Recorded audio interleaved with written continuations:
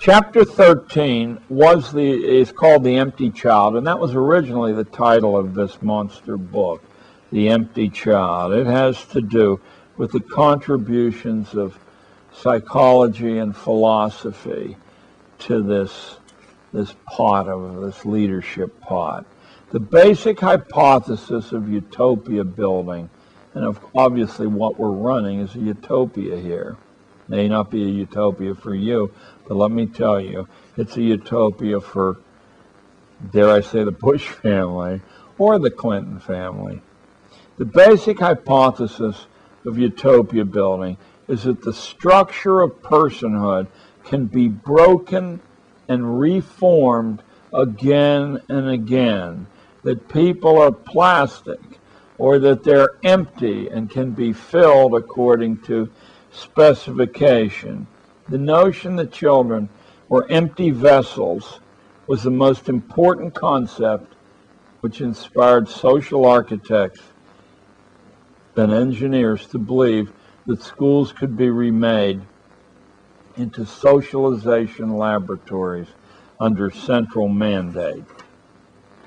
Chapter 14, in some ways, is my favorite chapter in the book because it originated in a speech I gave immediately after the Dalai Lama spoke in Boulder, Colorado, and I had sat directly in front of the Dalai Lama, staring in his eyes while he spoke, and when he was done, I got up and spoke to a tent full of people who I think paid $500 a ticket to get in, certainly not to see me.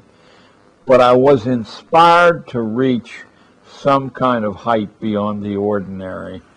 I must have taken 90 days to write this talk. It's called Absolute Absolution, and it deals with the necessity of throwing God out of government schooling. God was pitched out of government schooling on his ear after World War II. This was not because of any bogus constitutional prohibition, at least not one that the previous century and a half could detect, but because the new state and the new economy considered the Western spiritual tradition too dangerous a competitor to be allowed, and of course it is.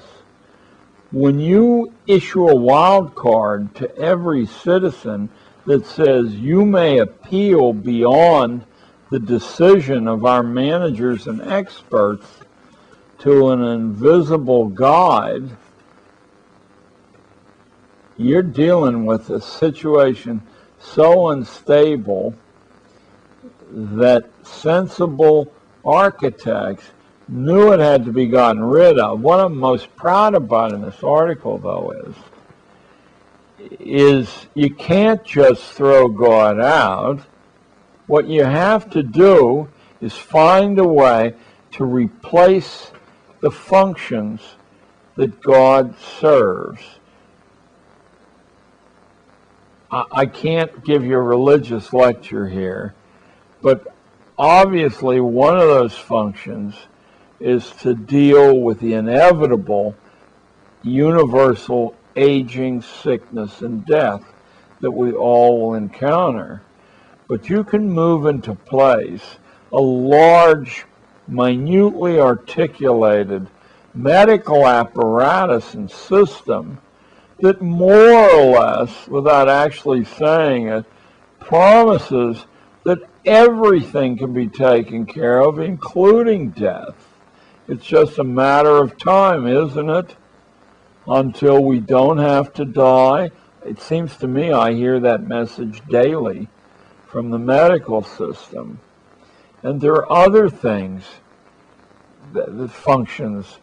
God holds your hand when you realize that paying the penalty of the forbidden fruit in Genesis, that you're going to have to labor by the sweat of your brow for your bread. Well, no, you don't. You live in the United States. Only fools work. Don't you get stock options, or aren't you in a privileged occupation where the idea of your resources shriveling up don't exist. They constantly renew themselves. There, you don't have to work. Only fools work. Smart people have other people work for them, or they employ machinery. We're not fighting a war in Iraq. Our machines are so superior to the Iraqi machines, which, by the way, we sold them. So it's our new generation of machines against our older generation machines, that I think we should award the medals to our machinery in appropriate ceremonies. Anyway, absolute absolution deals with the problem of God, why spirits are dangerous, and what actually the Western outlook on religion teaches. It's an amazing code of easily accessible strengths